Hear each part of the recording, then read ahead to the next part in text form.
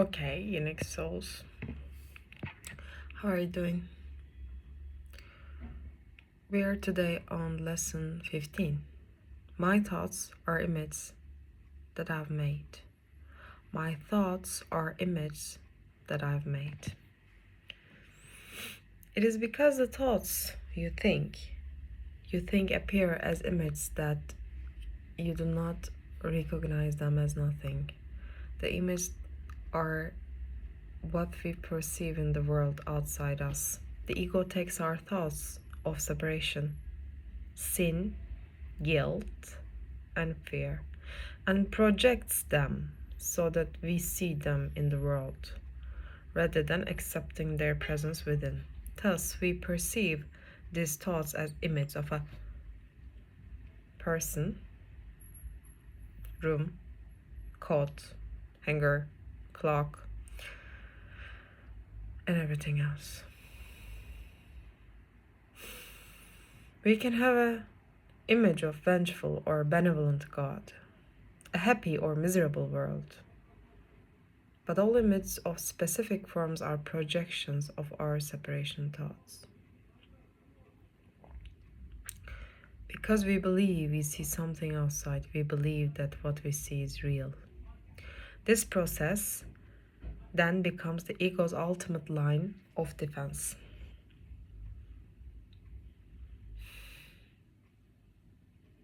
Since we believe that the world outside is real, we never think about the fact that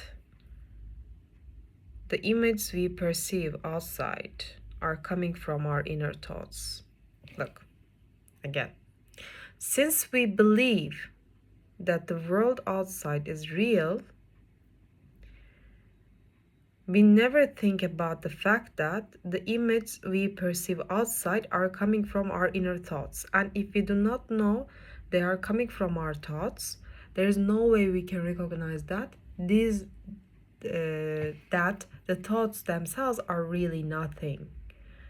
The entire thought system of the ego and all the specific thoughts associated with it are nothing.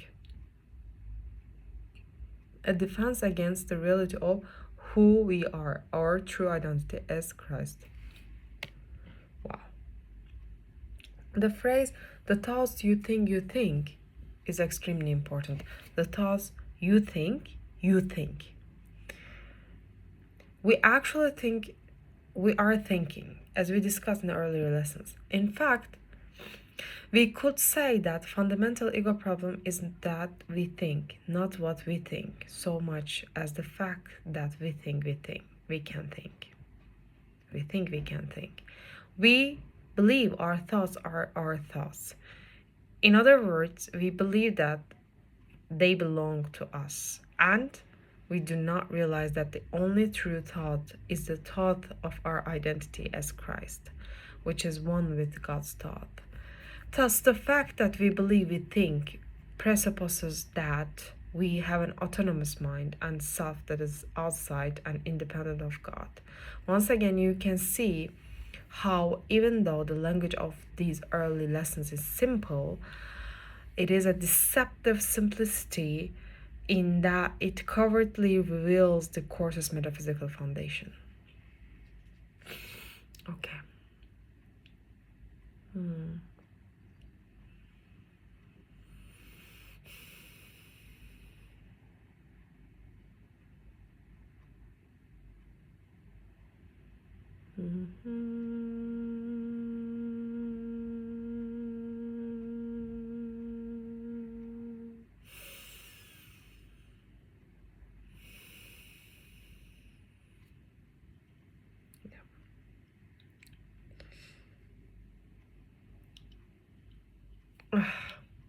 Really, my third eye is opening right now. You think them. Your thoughts. You think your thoughts. And so you think you see them. This is how your seeing was made. This is the function you have given your body's eyes. It is not seeing, it is image making. It's image making, it's not seeing, it's image making. Okay. Jesus puts seeing in quotes, uh,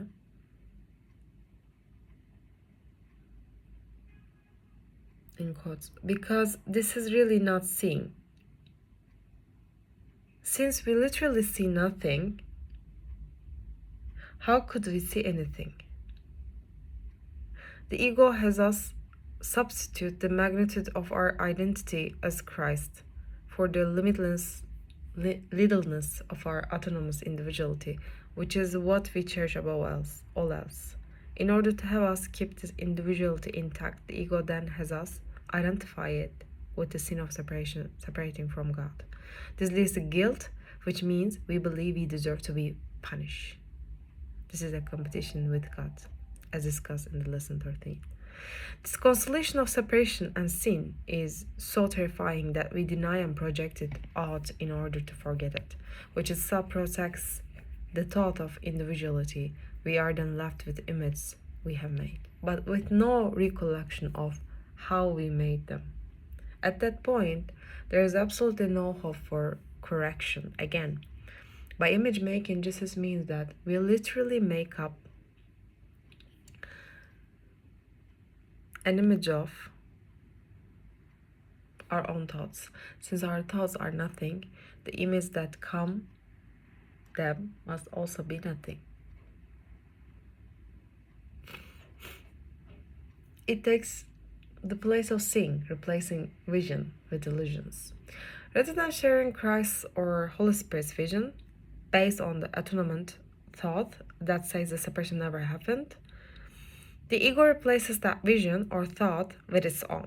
Thus, we first make these ego thoughts real in our minds and then project them out and see them as real things outside us. Jesus teaches us in this lesson that the images we perceive outside ourselves are but the reflections or shadows of the thoughts we have made real within.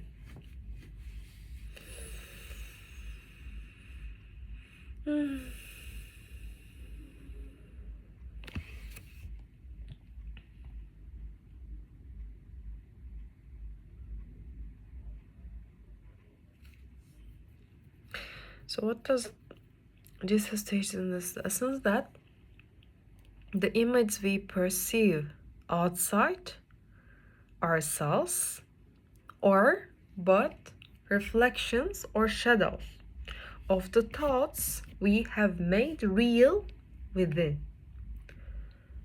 He, of course, is not really talking about image of a clock, waste paper, basket, or pencil. His ultimate purpose is to have us realize that the most frightening aspect of this process is the image we have made of ourselves, separated, autonomous beings in control of our lives. Our lives. Yeah.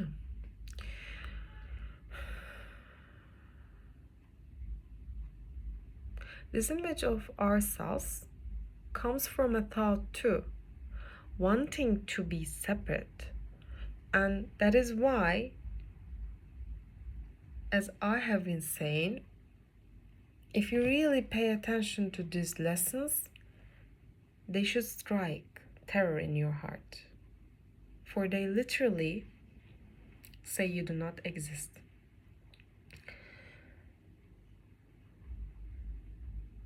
You thus want to explore more and more how frightening these thoughts are, trying to identify how you defend against them.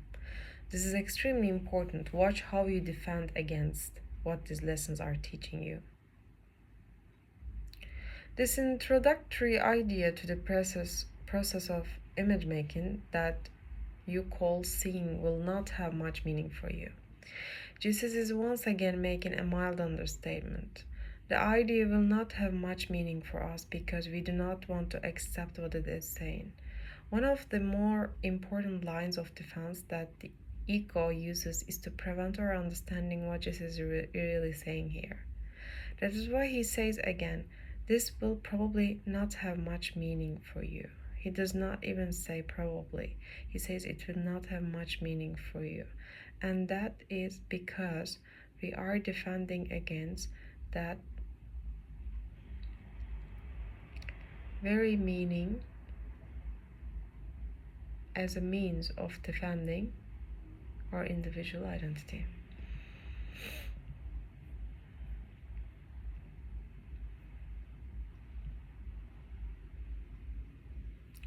You will begin to understand it when you have seen little rays of light around some familiar objects which you see now.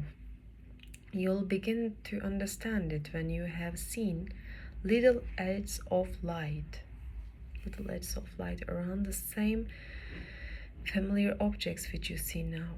That is the beginning of real vision. You can be certain that real vision will come quickly when this has occurred. In my earlier tape said, okay.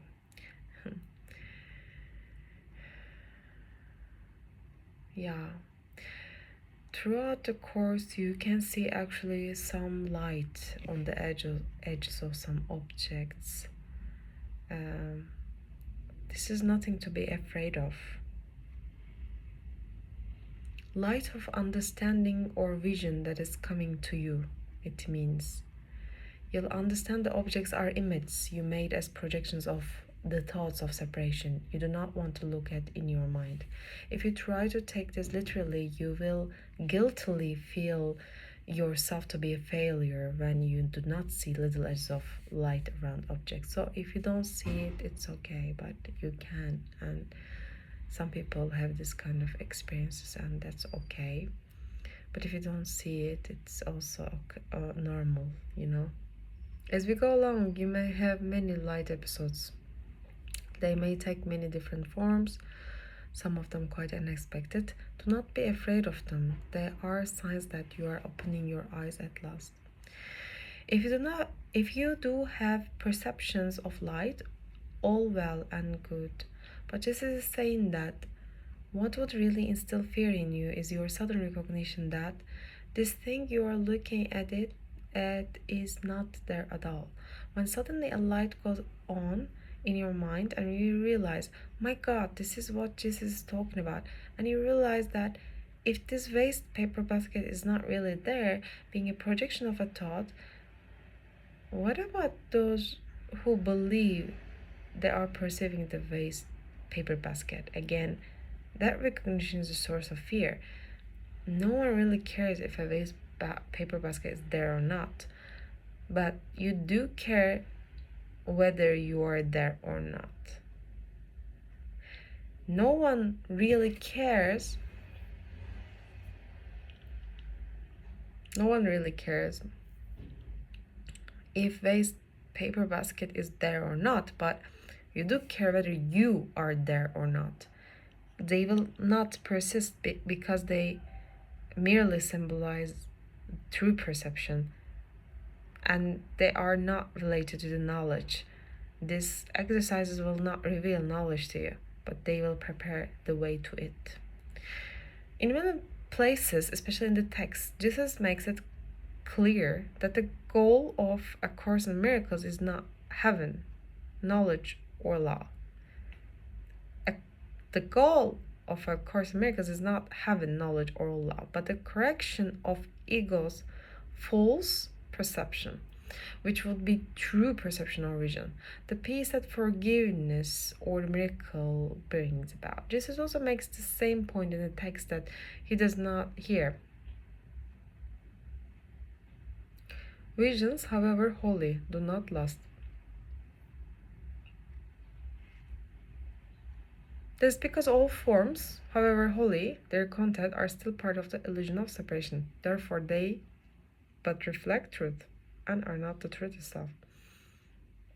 The remaining two paragraphs reiterate the need to be non-selective, yet not compulsive, as well as emphasizing the crucial idea of specific application whenever we find ourselves tempted to be upset.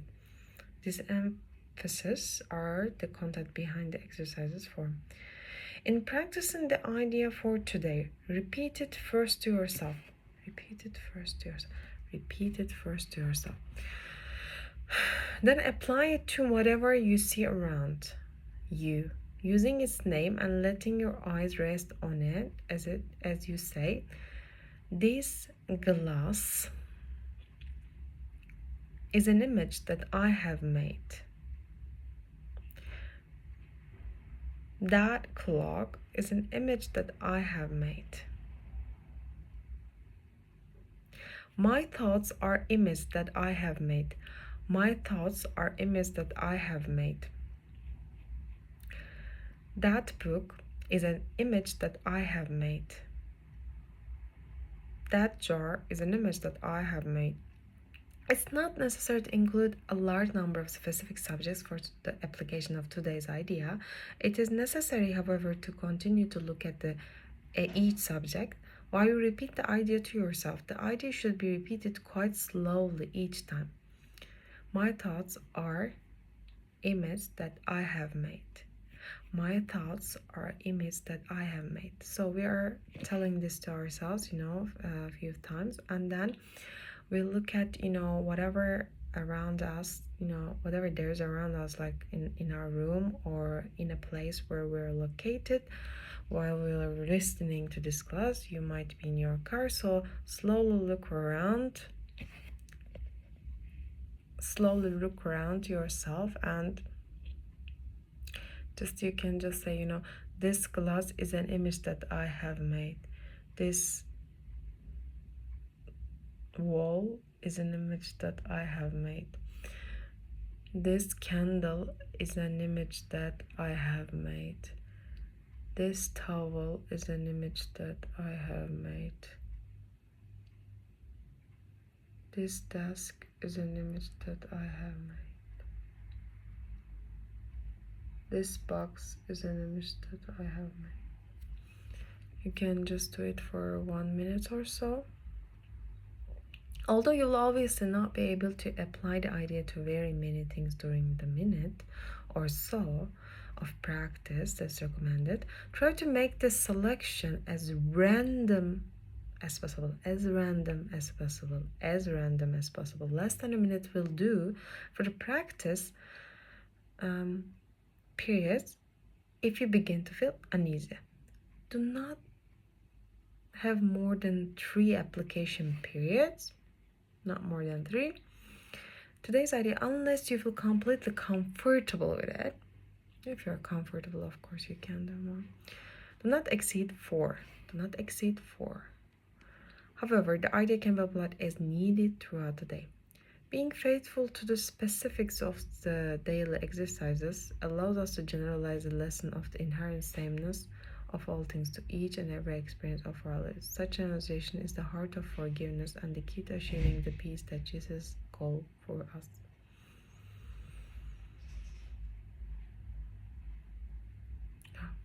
Okay. I'll see you in the following lesson. Take care. Bye-bye.